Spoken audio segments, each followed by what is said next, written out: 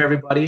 We appreciate you joining us here for the Avondale High School conversation about face-to-face learning as we get closer to February 18th.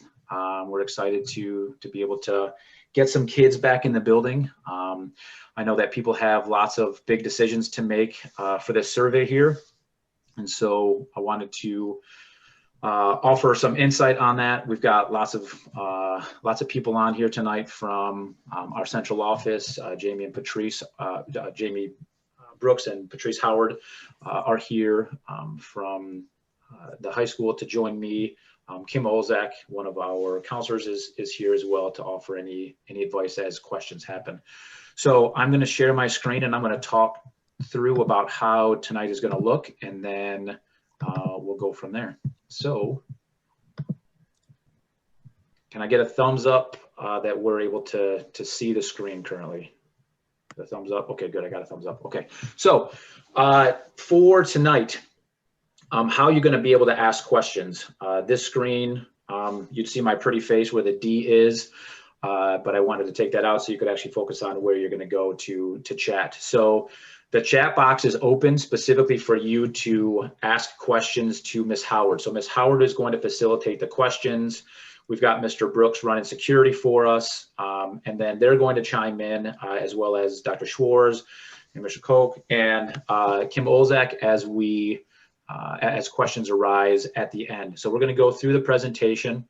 At any point, if you have questions, type them into the chat and Ms. Howard will track them, and then we will go through those questions at the end so that you have a clear understanding of what the decisions are and what it's going to look like going forward.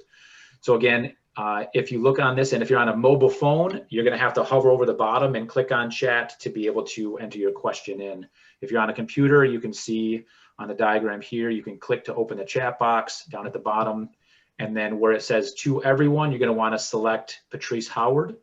And then you're going to be able to enter in that message, and that will go directly to her, and then she will keep track of those, and we will ask those at the end. So protocols tonight, this is what we just talked about. The session will be recorded. We are currently recording it right now. And then we will share out the link. So if anybody doesn't have it or you want to go back and watch it later on, you may feel free to do that. Please note out down at the bottom, if there are any extremely student-specific questions, meaning like it only impacts probably your kid or maybe one other kid, understand that we may not address those overall right now because we do want to give an overview and give everybody the clearest information. But we will answer that either directly in the chat back to you, or we will send those out at a later date. I currently, because I'm doing the presentation, don't have the chat up in front of me for my personal chat. So if you are asking a question to me, I will answer those later on as well. Tonight, what we need to, our goals for tonight are to offer clarity and facts to what face-to-face is going to look like on February 18th. And then to give you guys the opportunity to, for both you as caregivers as well as students, to make the best choice that you can on the survey. And I will actually put the survey in the chat here in a little bit for you to be able to have that information. So those are the two goals. It's not to be able to go through all of the what ifs kinds of situations. We've thought about a lot of those. We don't have them all. And as we go through various situations, we will we'll make adaptations, we'll make changes, we'll listen to what students have to say, we'll listen to what parents are saying, and we'll make changes to make sure that we are creating the best opportunity for our kids. Mr. Wilson, just to piggyback on that too, is the fact that for the folks that are with us listening, you know, most of the details we have ironed out, but we also know there's a lot of minutia that we are still working on, and we certainly by the 18th of February we'll have all of those minute details in place and answerable. Folks, if you've ever done a high school schedule or any type of a school schedule, you know that there are literally thousands of details and variables that go into making schedules. And we've had a lot of folks, a lot of eyes on these schedules. in their creation. We've worked collectively with our unions and our staff in the creation of these. And, you know, across the district, it affects food service and transportation and all those other tentacles as well. So we've pieced together these plans with a lot of folks.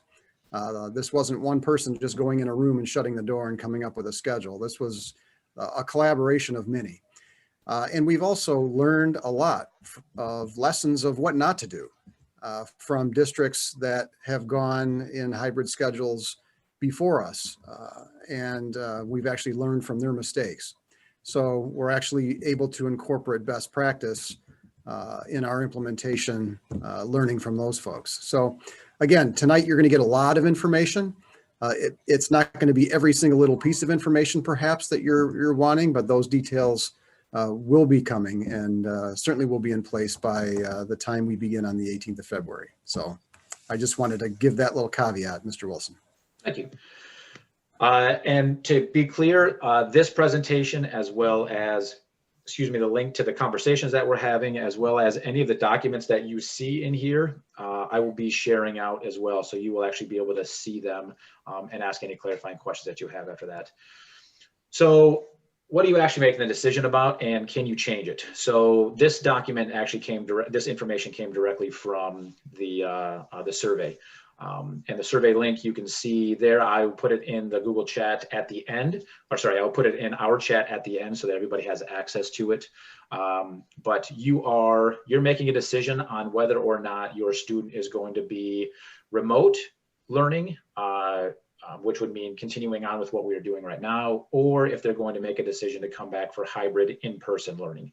So those are the two decisions that you're looking at right now. And then there are some additional pieces about transportation and food and those kinds of questions. But ultimately the decision is, are you planning on being remote, or are you planning on making a hybrid decision? And hopefully after this discussion today, you'll have a better understanding of what decision that you and your family are going to make. And the question of, can I change it? So the answer is, once you make that decision by January 25th at 8 o'clock in the morning, unless there are extenuating circumstances, the selection that you choose will be for the remainder of the year. The conversation that I've had with several parents who are asking, can we make a change a couple weeks down the road? It is much easier to make a decision to go from in-person to remote than it is from remote to in-person. And based on the logistics that go along with moving students from one location to the other, we are asking and stating that this will be a decision until the end of the school year. However, we do understand that there may be some extenuating circumstances, and we will deal with it on an individual basis. So I'll reiterate that again. The decision that you are making on January 25th by 8 o'clock a.m. is a decision for the remainder of the school year. So there have been lots of questions about this that I've gotten, so I want to try to clarify things for you. And again, if you've got questions, we can jump back to this later on. But what does the schedule actually mean for my kid? So if you are remote, if you select remote, Monday, Tuesday, Thursday, and Friday, you will continue to Zoom into your classes as the students currently have been. The only difference between what is happening now and what is happening on the 18th is that Wednesdays are now going to be an asynchronous learning day. If I choose to be hybrid, I will be in school. I will be taking classes 4 days a week. I will be physically in the building 2 out of those 4 days. The other 2 days, I will be Zooming in from my home or whatever location that may be into my class as our students are currently doing right now. So there will be 4 days of in-person instruction. 2 of those days will be physically in the building. 2 of those days will be remote. All of the learning, as we will discuss later on, will be through Zoom to be consistent and to offer the opportunities that we can to all of our students, whether they are remote or they are selecting hybrid in person. If you notice at the beginning and the end of the days, you'll see this doors open at 7:15. That is a little bit later than what we have typically opened our doors. There is a time period that is built in from 7:15 until 7:37 That will be a transition period that will allow our kids to come in and get a breakfast if they need to. We'll also be working on some positivity project, social emotional learning, as well as character building. And then you'll see down here at the bottom with a positivity project from 207 to 222, that time period again allows for us to have staggered release times for our students, as well as working on positivity project, which is a continuation of what's going on in elementary, middle school, and character building and social emotional opportunities to connect with our kids. You noticed down at the bottom, we will have 4 lunches. Again, that is an opportunity for us to spread out the lunches over a longer period of time versus having 3 lunches and having more kids in a given location. So the overview, what's going to be the difference in face-to-face? You will receive this document. This overall gives a picture of some of the pieces that I'm going to actually walk through in more depth as we go through this presentation. So you'll be receiving this document. I just wanted to give you a picture of what it's going to be. I'll be sending this out in tomorrow's updates. And again, you'll have the presentation, but this just gives an overview for you to see what I'm going through in the presentation. Doug, so, yeah, what's up? I just want to remind parents that as you're going through the presentation, they can send in those questions in the chat to me, and we'll answer those questions after you're done with the presentation, but they don't have to wait to ask those questions until the end. They can start asking now. Nicely done. So yeah, at any point you feel like you need a question to be asked, write that question to Ms. Howard and just keep track of it as we go through, and we'll keep track of it on our side. So you can just ask that question right away. You don't need to wait till the end. Thank you, Ms. Howard. Okay, so to talk about some specifics in here of what school is going to look like for our in-person people. So staff members, as you see here, our masks will be worn at all times during the day when students and staff are present in the building, office, or the classroom. So this is a state mandate. All of our teachers will be there with their masks on. The only time that they will be able to have them off is if they're by themselves in their office or their classroom. They're on a designated mask break while socially distanced. So we'll talk about those mask breaks as we're outside, or they have a medical exemption that is on record. And if it is a medical exemption that is on record, they will have the same kind of partitions that our students that would have medical exemptions would have as well, to make sure that they are, that we're taking care of any safety concerns. For our students, the expectation and the law is that our students will be wearing masks at all time during the days. This is also something that when you sign or you decide that you want to go remote, or sorry, that you want to go hybrid, that you will be agreeing to, and that is that you will be wearing, your student will be wearing a mask in our building at all times, unless they are in our cafeteria, or they are on a designated mask break, or there's a medical exemption.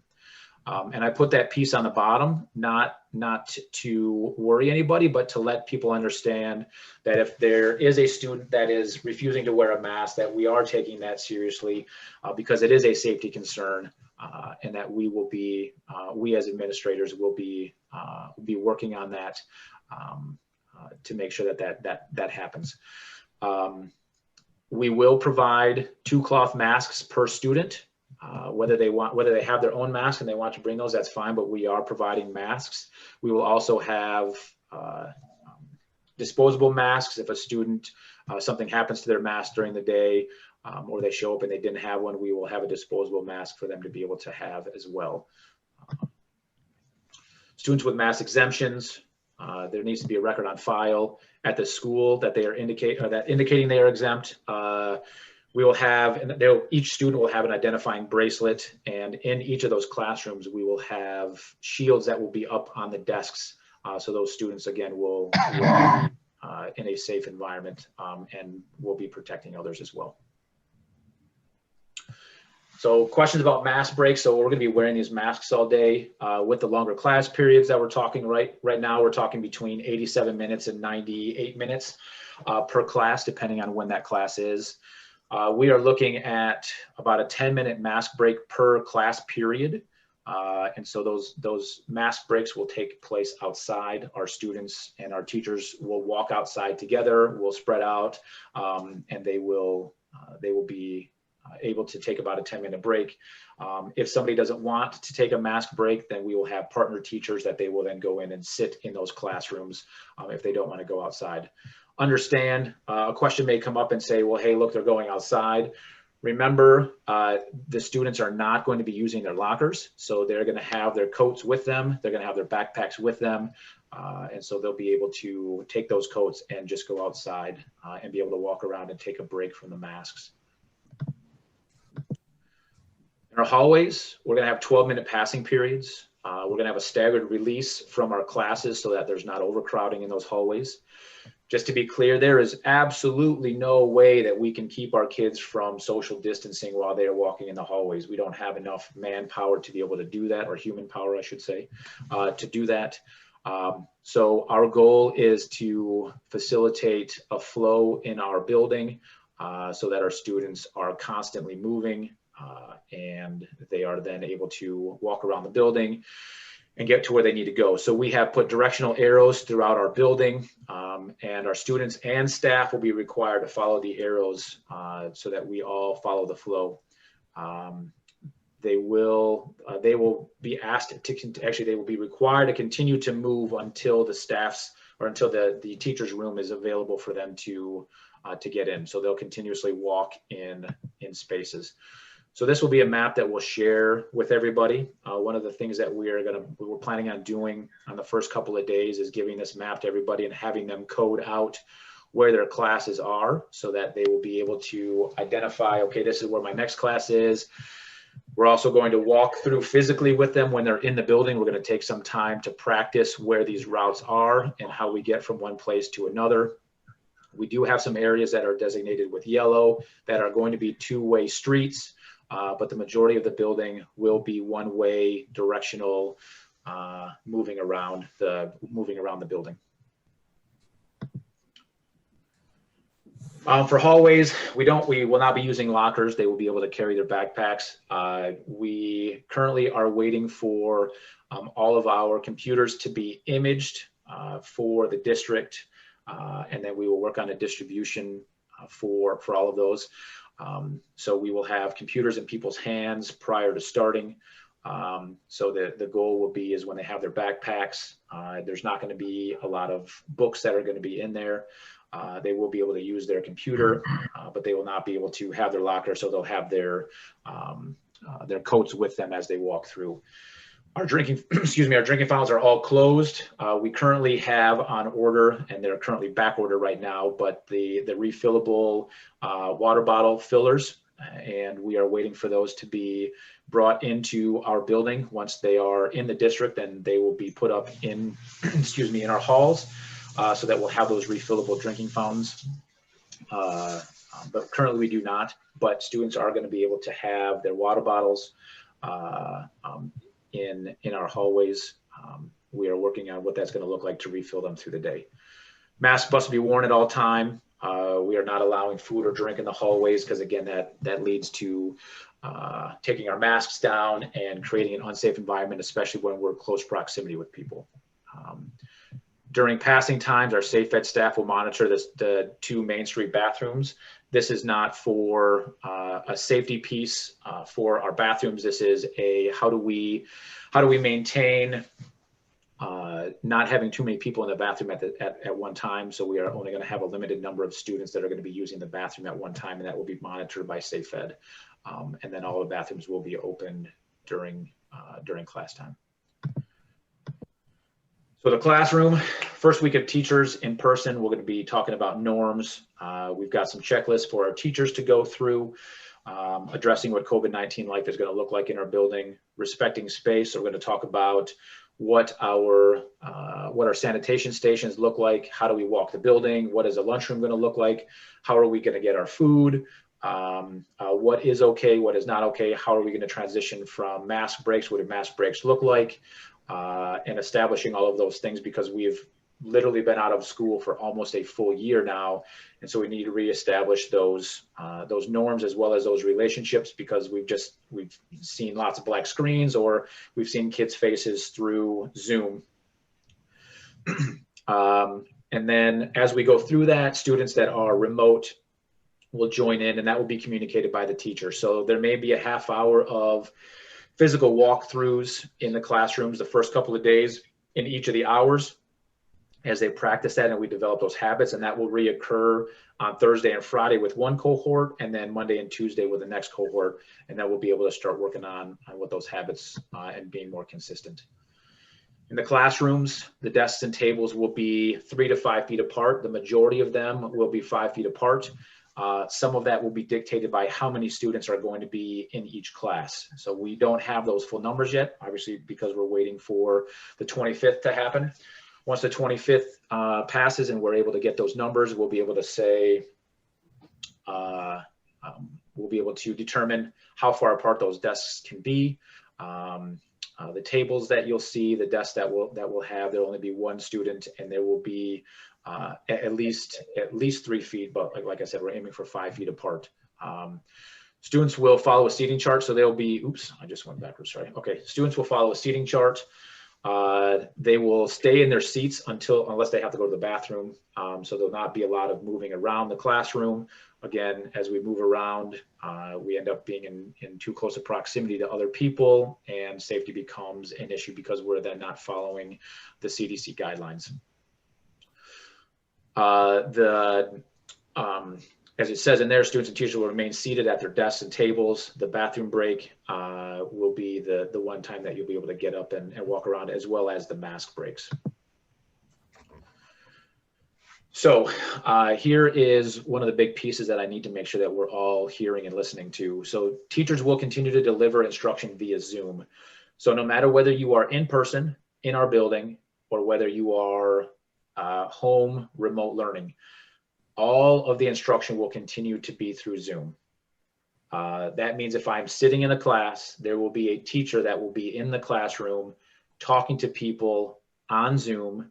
You will be in the class, or kids will be in the class to be able to hear those things, but then they will be, for the majority of time, interacting through Zoom as well, because they're going to be partnered with other kids that are going to be remote. There's going to be class discussions that everybody needs to be involved in. The reason that we are continuing this methodology is because whatever people select, we need to make sure that they constantly are having connections and a continuous high quality education with our teachers. If we take our teachers and have them just teach to the students that are in our building, we are leaving our remote students, and that's not an equitable opportunity for anybody. So that is why we are continuing with Zoom. Our teachers have been working a lot to increase engagement. I've heard lots of great stories already from the first couple of days of school about our kids being pumped and showing their faces, and our teachers establishing some great norms with them and some great conversations, and really getting to know them and get them engaged in the classes.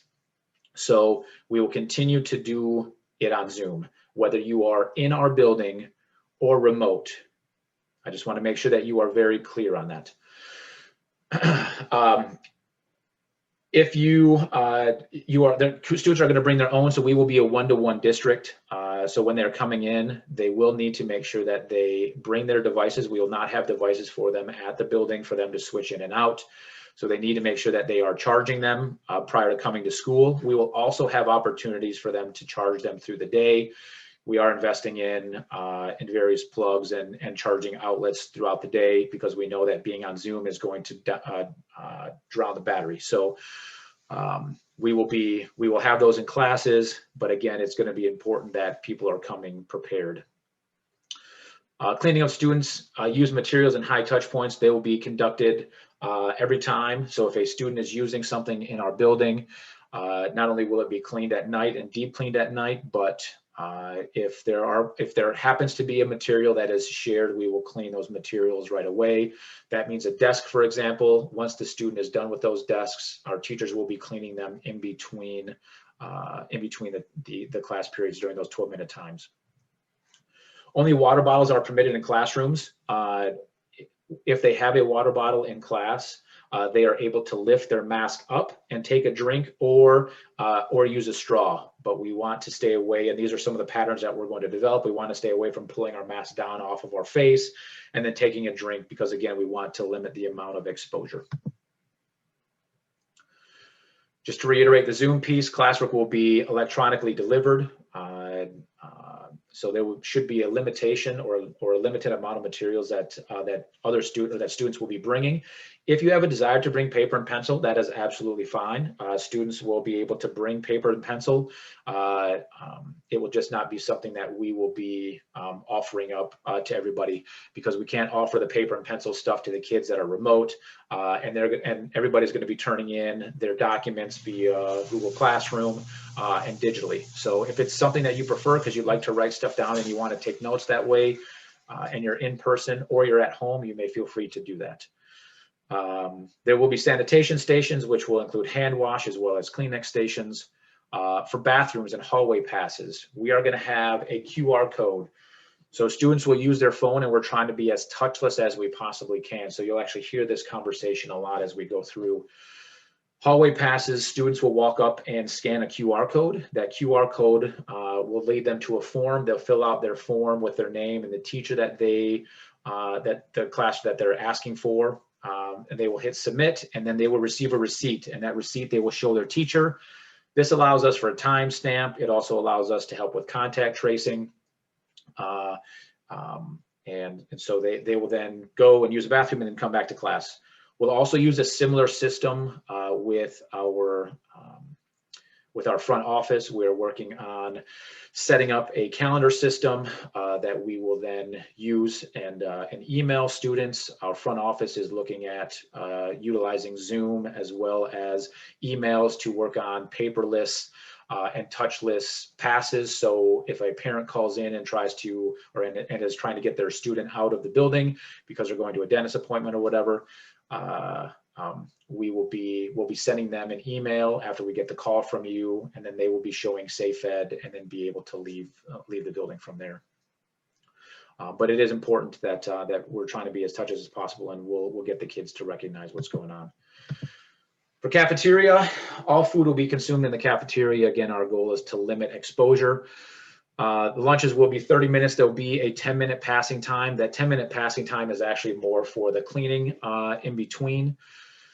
But all of our students will be required to stay at the desks or the table that they are at during lunch. They will be able to get up and use the bathroom briefly if they need to.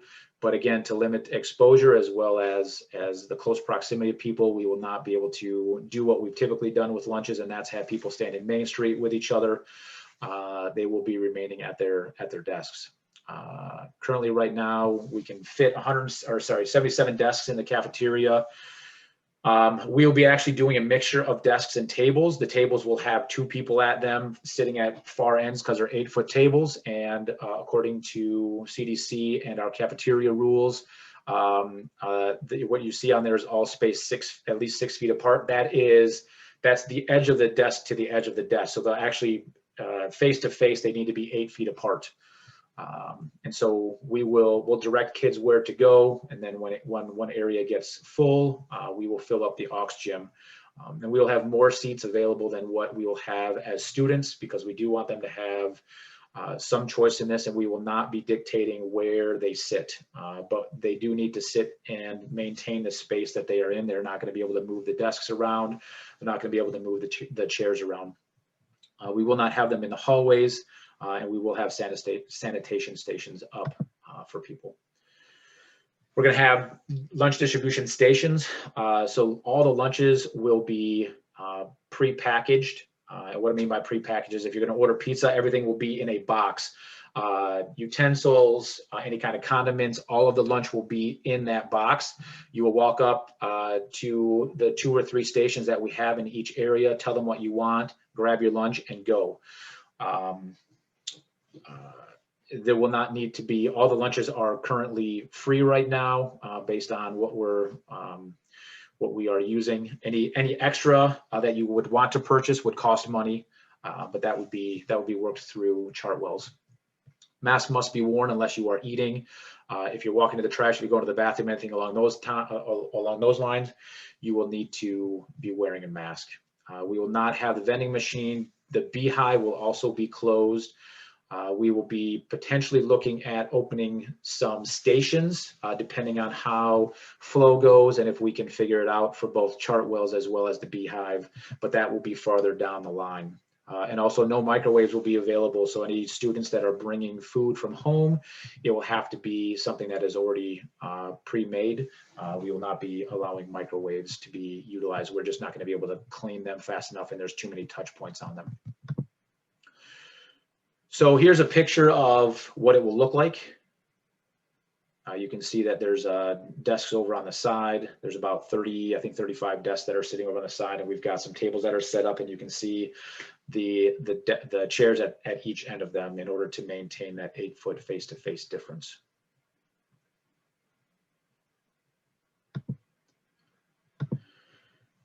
Entrances and exits. For entrances, the only entrance that we will be using will be through the front doors. And by the time we get to that point, you guys will all have received Clear to Go information. Clear to Go is a program that we are using. So instead of a paper trail, it will be an app that will pop up on your phone as you get close to the school.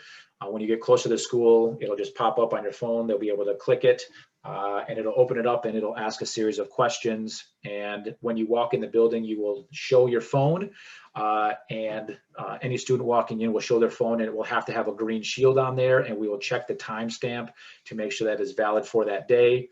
And then you will be able to go to your classes. If there's any failed checklist, which means one of those answers was answered as a yes versus a no, then we will be following up with you to find out if it was just a missed answer or if there was something that is COVID related that we need to have a conversation with, and then we would go through our COVID protocols. For anybody who does not have a phone, we will have alternatives. We will have stations set up to be able to use one of our staff members will be typing in the information so that if they don't have a phone, we do have a solution for that. The doors will open at 7:15.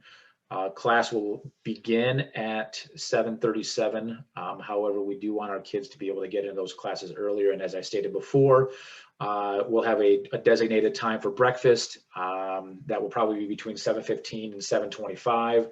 That breakfast will need to be eaten in the cafeteria, and then we move to our classes. And at 7:15, and whenever the kids get in the building between 7:22 and 7:37, people will be working on social, emotional, and positivity project. This is probably going to be one of the biggest, I would say, hurdles that a lot of our kids are going to face because they love grabbing their Starbucks and Tim Hortons in the morning. We are not going to allow any outside food or drink into the building. So all of that needs to be consumed prior to coming in. Again, it offers too many opportunities to pull our masks down, to expose ourselves, or expose others to COVID. And so it is going to be important, and understanding you're not going to be able to bring in your Timbits. All that stuff is going to have to be taken care of before you come in. We'll have trash cans up there, and the first couple of days will be the hardest time, and then everybody will be moving back in. Our hope is that we'll be able to move away from this when we get into next year, but until the masks are lifted, this is how we're going to have to do things. Bag lunches and water are still being permitted. Exceptions will be medical students or students with medical, medical diagnoses that need to eat during the day, and we will set those up for designated areas and time. And then obviously the cafeteria area for breakfast and lunch and during mass breaks. So if you have a snack and you're going outside to do a mass break, you can eat a snack outside. As I said, entrances, we have to go through the front. Everybody in the building will have to go through the front, no matter where you are going in the building. For students entering, again, the reason for that is because we need to make sure that COVID checks are done. Exits would be any exit to exit from the building, as long as we're following the directional arrows. The other piece to understand is leaving after school. The expectation is that when school is done, everyone is leaving immediately. The only reason that you should still be in the building would be is that you have a club or a sport that you are participating in and you are going directly to those areas. There will not be an area to stay on campus after school. And so it will be, and during this time period, especially when it's cold outside, there will need to be some discussions to make sure that everybody has a plan to get home. We're almost there, people. Community spaces. So our hub, which is our renovated media center, will have limited usage. That is not going to be used by classes. That will probably be used by our substitutes that may have to cover multiple classes depending on whether we are quarantine teachers or whether teachers are out for COVID. That would be the area that we'd be able to house a larger group of students and be spaced out. Computer labs we will not be using based on the high touch points. There will be some computer labs that will be used based on the processing power that is needed, but we do have UV light cleaners that will be able to take care of the decontamination of those computers pretty quickly in between the classes. Use of common spaces like hallways and cafeterias are going to be limited as well for usage. Locker rooms, as we are going to have PE, we'll have a limit of 8 students in there at a time to be able to be spaced out. Bathrooms, we've talked about this already. So there's going to be a QR code for them to use a bathroom. Again, we're trying to be touchless on this. There will be a limitation on bathroom passes. What I mean by that is we're not going to have people continuously leaving all the time to be able to go to the bathroom. There will be a more of a concerted effort to make sure that patterns are being tracked and that it is not being used in an inappropriate way. EnviroClean will be cleaning them, and we've had great conversation with EnviroClean. EnviroClean will be cleaning the bathrooms 4 times a day, and they'll be constantly around all of our buildings. Technology we've already talked about. Clubs and sports. They're going to meet. Sports are meeting in person right now. Our clubs are going to meet in person or on Zoom. Depending on what club is running, will depend on the room that we're going to be using and the location. The entrance and exits, as again, we're all following the same norms, and again, the same use of items as we've already established. For cleaning, EnviroClean and teachers will be cleaning between classes. Our teachers will be responsible for cleaning the desks in between classes. So our students will be walking around the building. And as our teachers are cleaning, they will continue to walk around the building until our teachers are able to let them in. Some of our teachers are going to need that time to finish wiping down and then go to the bathroom. So their doors are going to stay closed at that point until they are able to open the doors, get back, and then allow for kids to come in. At night, EnviroClean will be cleaning. Wednesdays will be deep cleaning from EnviroClean where they will go in to all the classrooms and re-wipe down all the pieces that have been used during the days. And each class will have wipes and sprays that will be provided to each teacher. So we'll give out specific protocols for how counseling and main office will arrange, but I've already talked to you a little bit about that. We're going to be using Zoom. We're going to try again to limit the amount of contact. So one of the ideas that we may be using is having a Zoom table that is set outside of the main office, and then a student or a parent or whomever is coming in will then come up to that Zoom conversation and be able to talk with our front office.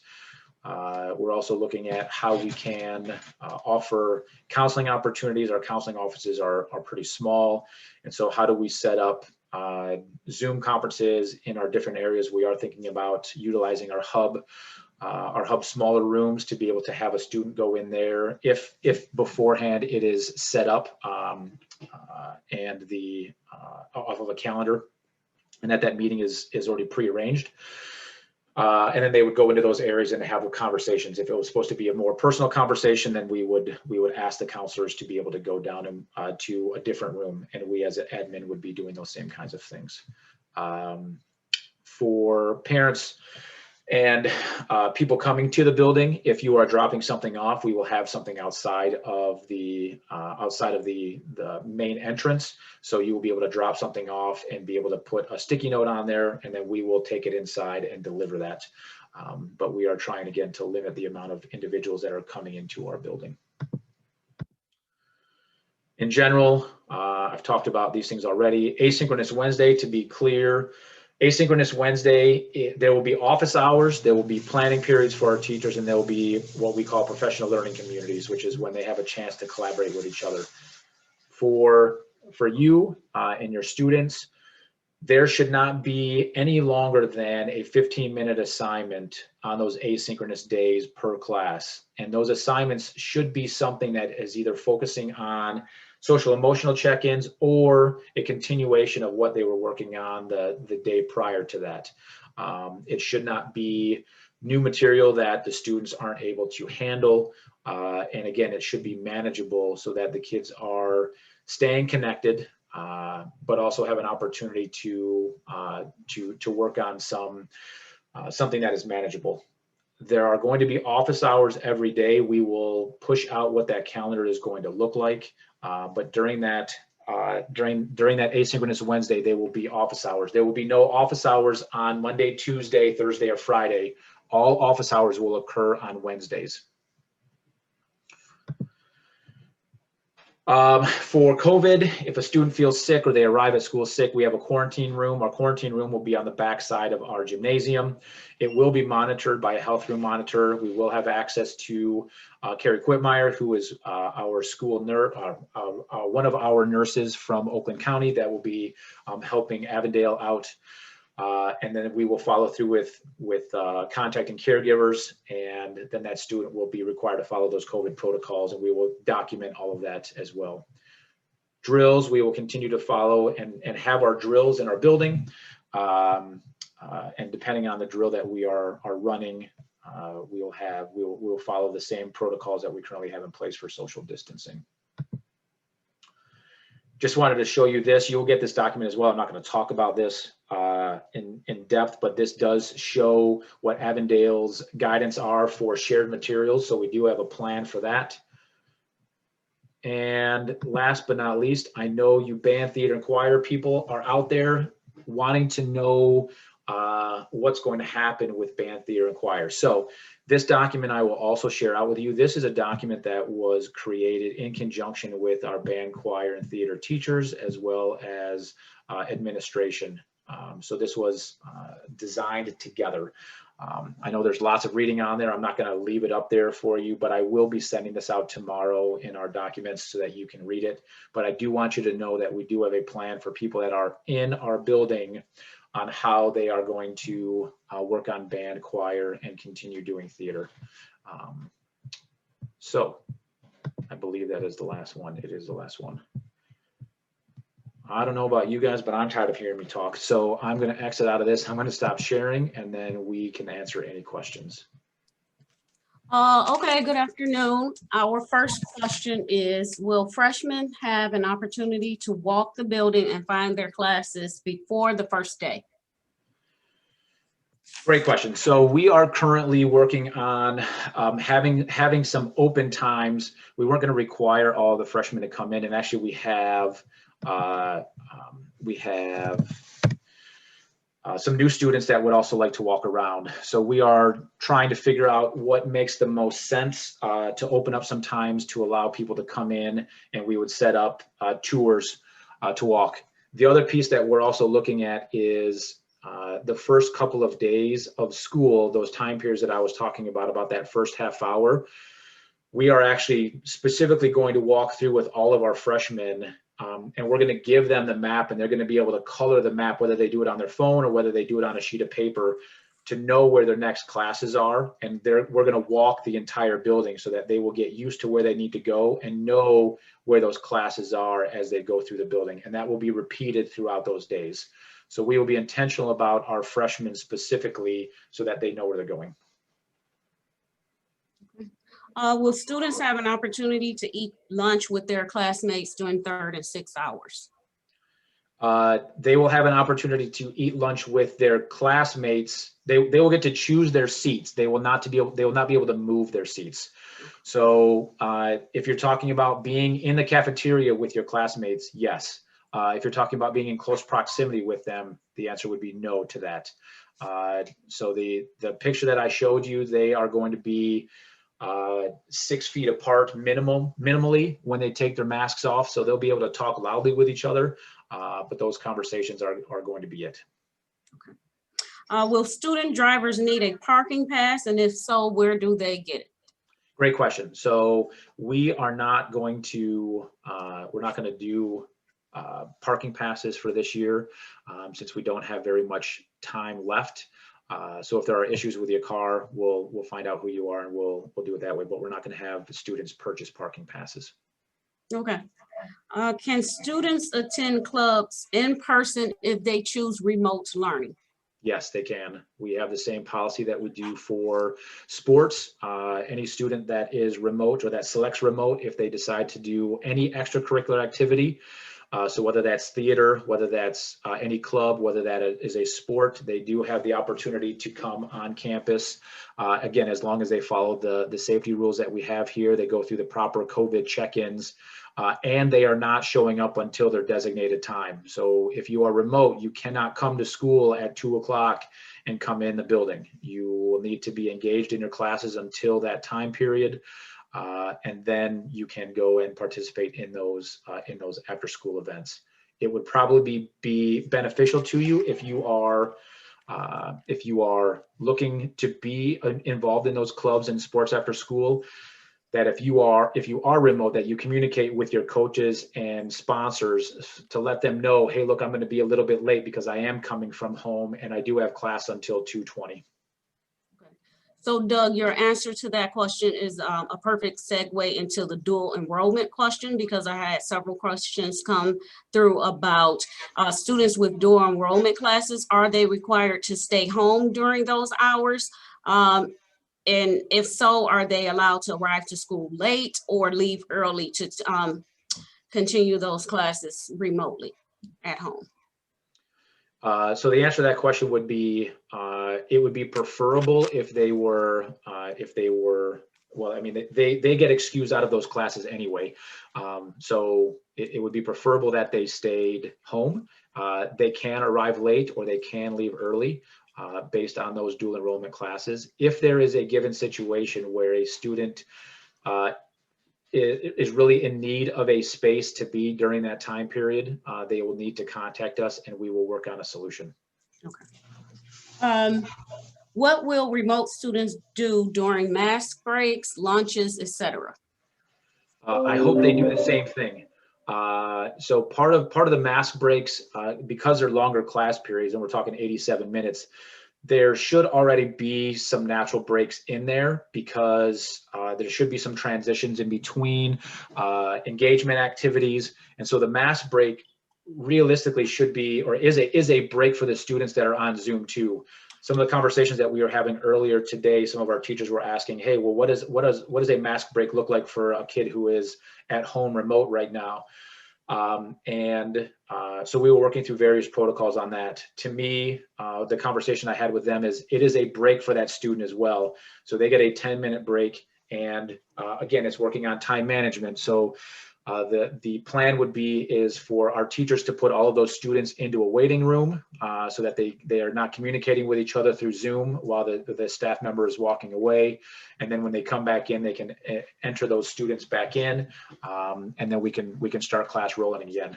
For lunch times, whenever you have lunch is when you would have lunch. So if you are scheduled for a lunch for your teacher, then you would have lunch during that scheduled time. And please eat lunch. So go and make a sandwich. Everybody will have that half hour of time, and then you log back into your class just like you normally would. Okay. Will students need to download the Clean2Go app and use QR codes to check in for every class? So Clear to Go, it will be something that we will have to get the students' cell phone numbers for, and it will then push automatically to their phones. It will not be an app that they have to download. Some cases, we have had some cases that people have downloaded the app and they can do it that way as well. There are two options for it. In regards to the QR codes are going to be used for bathroom passes or hall passes only. So they will not use the QR code to log into their class. It is only if they're going to leave that class and then go to the bathroom or go to another location. Is the end of the day positivity project required for remote students?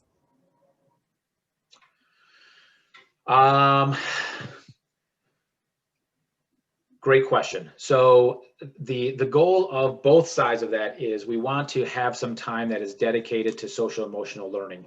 And the positivity project allows for us to engage in that.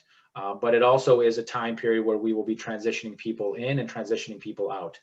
So to say that it's required would mean that everybody would have to be in there at a specific time. Is it something that is beneficial and is needed for all of our students to participate in? Absolutely, yes. And so that's probably the best answer that I can give across the board, because we're not having all of our students stay in that classroom because they're leaving the building as well. So my suggestion is that they are in there for as long as possible to engage in those conversations.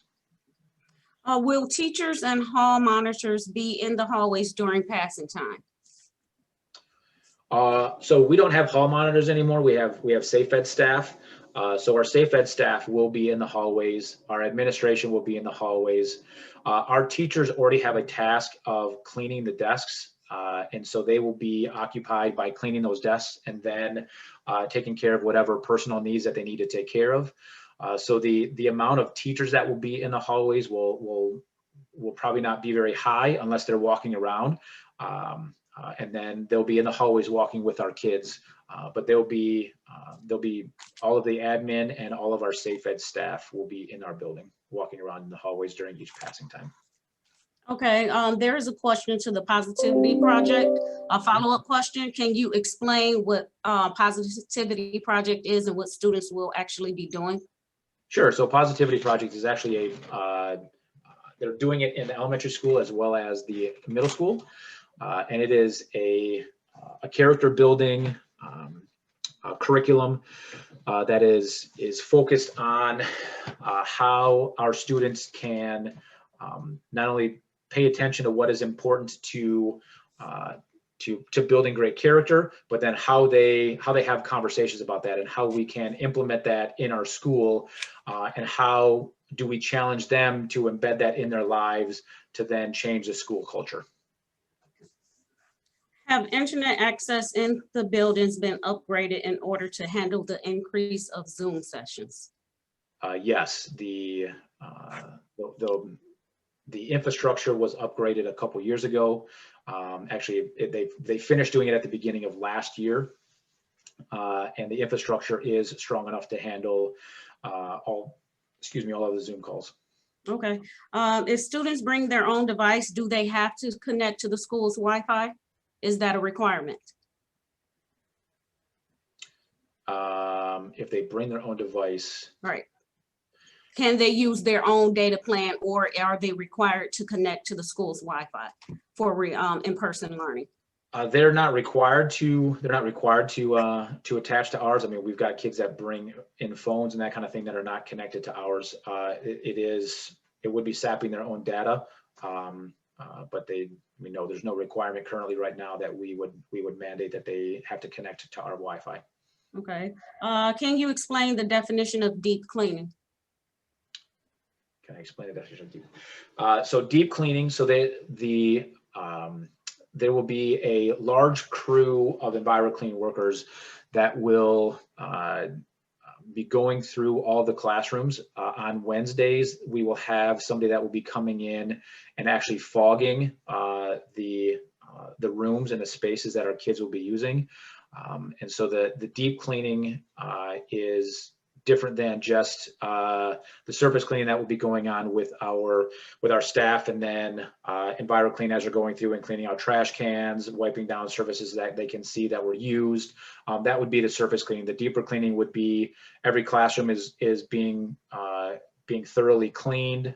They are fogging them. They are fogging them with a COVID killing chemical.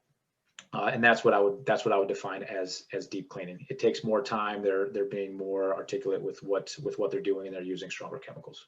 Okay, this is a two-part question. How will you combat the audio delay between in-person student and their teacher? And are we providing earbuds for students in-person learning? So as we work on this, there will be some road bumps as we get kids in classes. But some of the things that we've been talking about already is if a kid is in class, we will have two options. Three options. One will be they are more than welcome to bring their own headphones. We will suggest that if they've got a comfortable pair that they want to bring, that they bring their own headphones. We will also be asking the students that are in the building with us to mute themselves, and that the teacher will then be. We've had all of our audio upgraded in our classrooms, so that our teacher will be projecting the audio through their speakers, and that will stop the reverb that will typically be heard if there's multiple people in a room with Zoom up and open. And for the third part of will we provide headphones with microphones? If there is a need, because we are requiring technology to be used. If there's a need for it and the student does not have that, then we will provide that. I was asking Dan Trudell earlier, I believe he is on the call as well, about purchasing some of those as those come up for need. Okay. Hold on, before you jump on, let me see if I can find Dan in here and see if I can get him to answer anything if I missed it at all.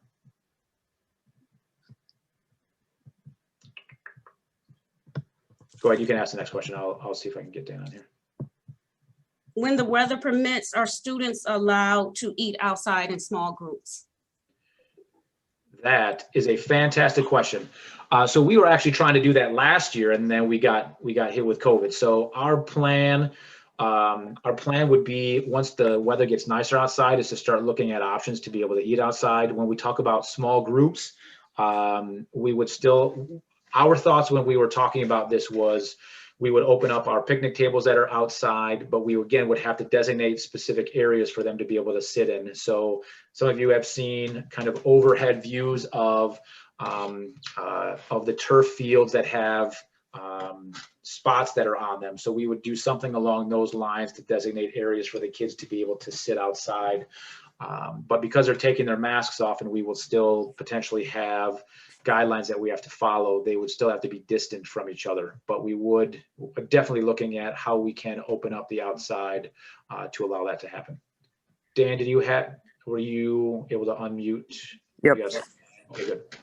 Yeah, so any type of need like that, Doug, if there's a need from the student to have the proper equipment to do the streaming from in the classroom, we'll invest the dollars that we receive from the federal government into those types of products.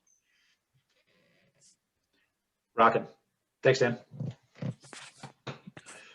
Will there still be PD days on the school calendar, or will Asynchronous Wednesdays replace these PD days? So the PD days will not, the Wednesdays will not replace the PD days.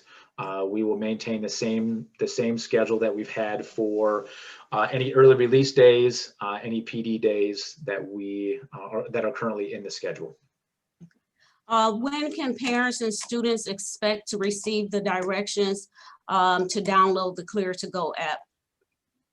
Once I get them and we have set all that information up, I will send that out in one of my updates. So that should be coming. We've been getting updates pretty regularly. I was told that we should be getting something as early as next week to have all of that information. But as soon as I get it, I will send it out.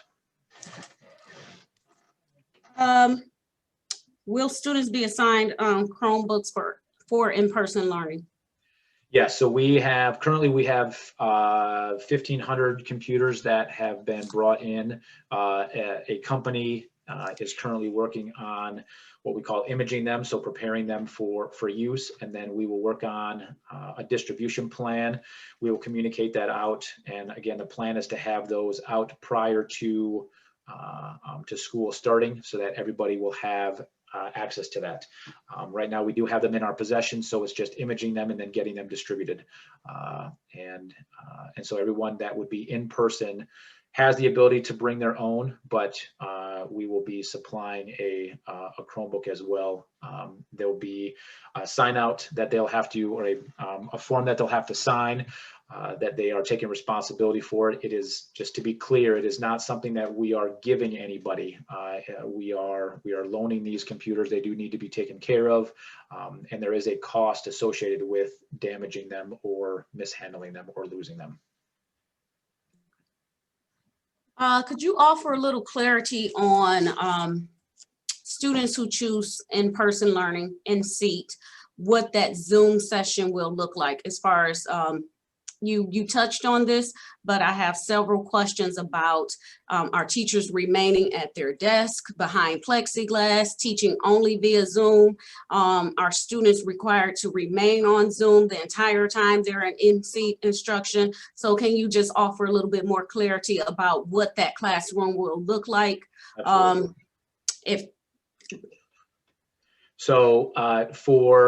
For a classroom, if you walked into a classroom, what you would see is the teacher would be sitting at a podium or sitting at their desk with their setup, whether they're using their projector, whether they're using their document camera, and they would be at their computer as what you would see them right now, engaging through Zoom.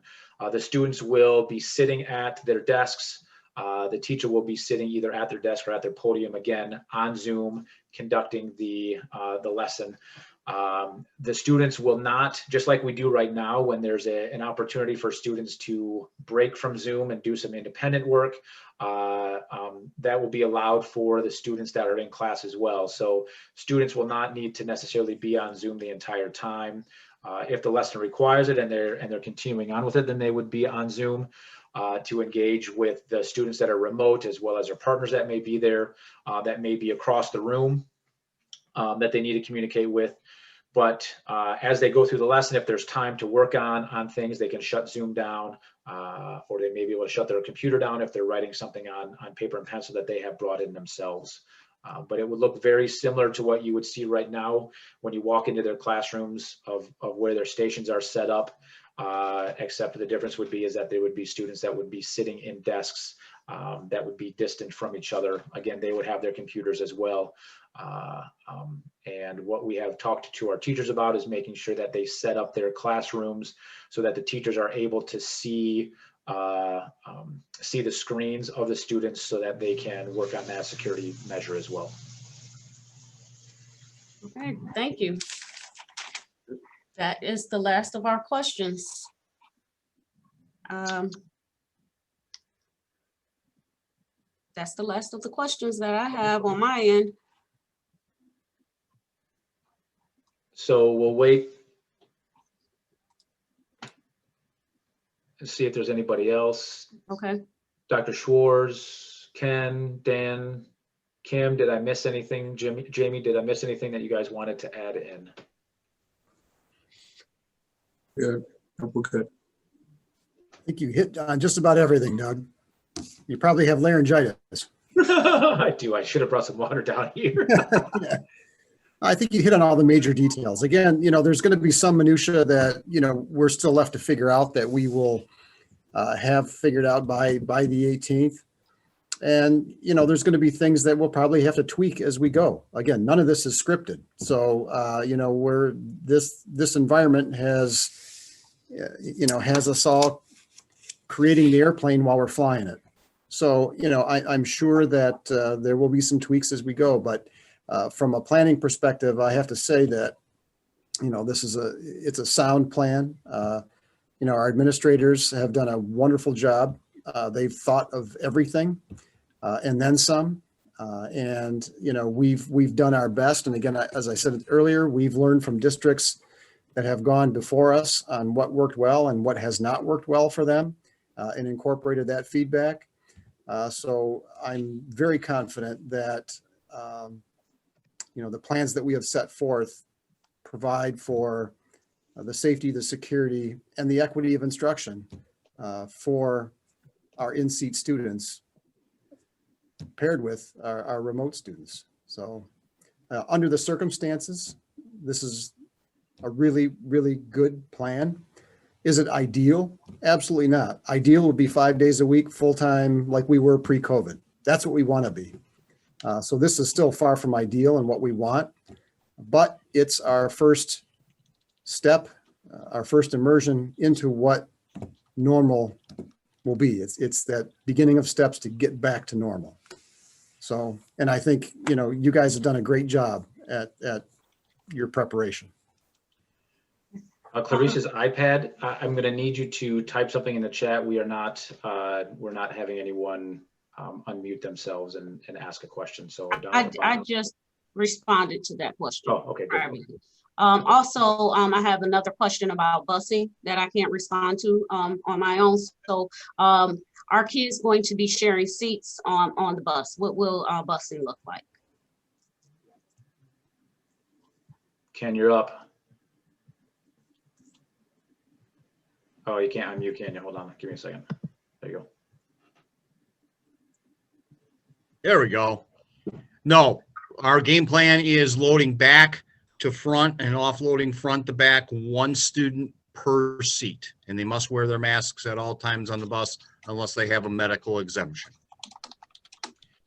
There was a question that do people have to wear uniforms to school? No, you do not have to wear uniforms. There was a question of what is the benefit of in school if it's mostly Zoom? Again, there are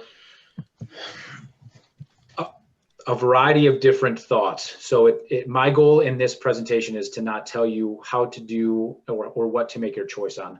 I will tell you personally, my own two kids who are not in this district, but were given the choice to go back remote or in person. I'm having them go back in person. The choice that we made was because socially they are missing people. They're going back in a similar model that we're going into. And even though there are all of these restrictions, I still am looking for, or my kids, and we had this conversation together, my kids still wanted to be able to talk with people and have conversations, and smaller conversations and less conversations are better than no conversations, or conversations that would only happen through a distance. So there are pros and cons to both sides. I got a message from Miss Olzak about kids are asking about how to decide. You're literally going to have to come up with a list of pros and cons to determine what are you ultimately looking for, and what is going to be the best decision. There are going to be, it is not going to be an October from pre-COVID. It's not going to look like that. There are going to be restrictions. There are going to be things that we have to be able to follow through with because it's the law and it's safe, and it's what we are required to do right now in order to keep everyone safe, our students and our staff. And that's going to create a different environment. And so as families, that's why we did this presentation. That's why I tried to do as much depth in it as I could, so that you could see all the pieces that went into this, so that you could understand what the environment is actually going to look like. So you can make that decision and say, you know what, if my kid is going to have to do all of these things, it may make more sense to stay at home. Or even though there are these restrictions, it makes more sense for my kid to go to school. I am not going to tell you one way or the other. My goal was to make sure that you had all of the details to make the best decision that you can for you and your family. I have a question on here that says 21F is an online class. If a student is in the building at the same time, do they have to leave or can they stay in the building somewhere? So 21F classes is different than a dual enrollment class. 21F class is actually a class that is scheduled in our day and is a high school class. So therefore, they actually are required to, if they're in the building, they would be required to go to that class and be in that location.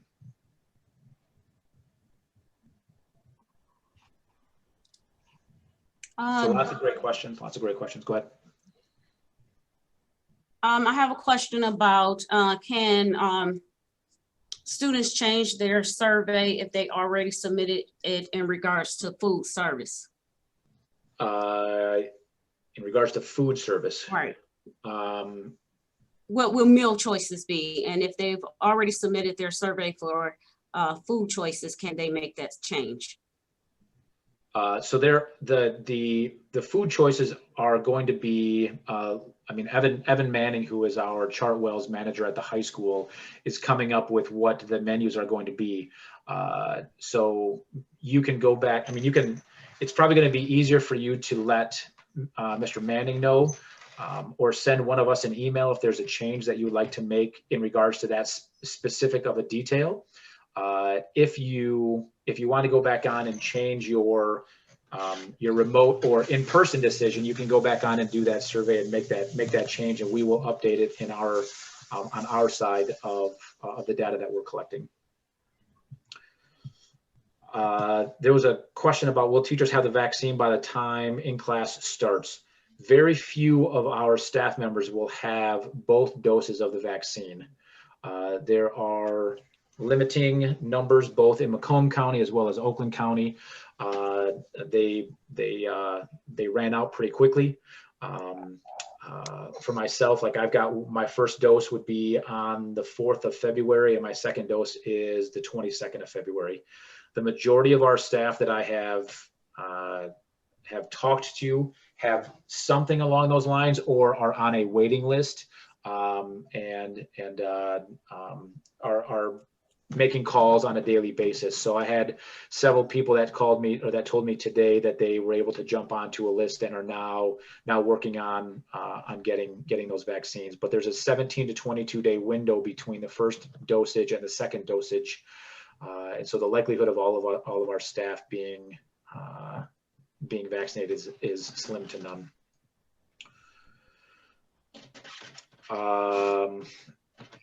Letters to go on Thursdays and Fridays. We still have to wait for the numbers for sure, but right now we're looking at M through Z going for Thursdays and Fridays. A through L would go Mondays and Tuesdays. And if you have a family that has multiple last names, then we would group that all together in one of those two cohorts.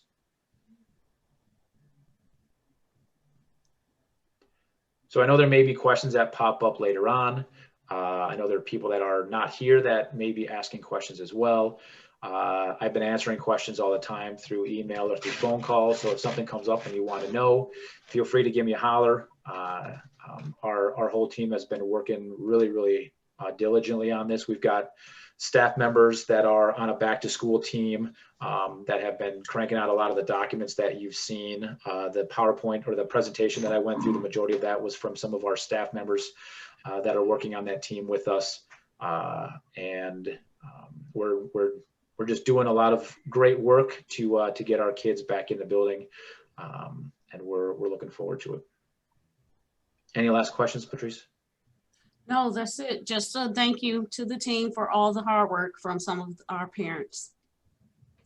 It's awesome. Nice. Yeah. Well, thank you, everybody. I will stay on for a couple more minutes. If there's any more questions, you can send me direct conversations or you can send it to Patrice again. But at this point, we will conclude our meeting. And we thank you for the questions and for partaking in this. Have a great night.